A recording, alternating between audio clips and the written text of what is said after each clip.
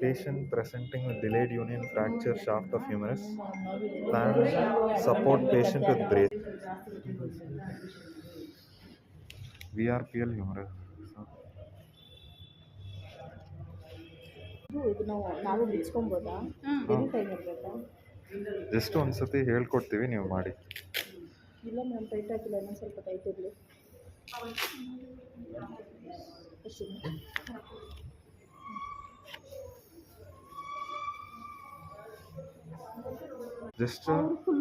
Just ಇದು support ಮಾಡುತ್ತೆ.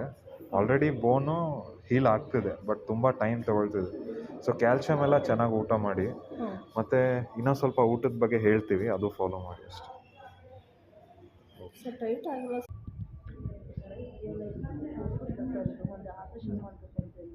ಅದೇ ಇದು ಕೂಡಿಲ್ಲ ಅಂದರೆ ಆಪ್ರೇಷನ್ ಮಾಡ್ತಾರೆ ಅಷ್ಟೇ.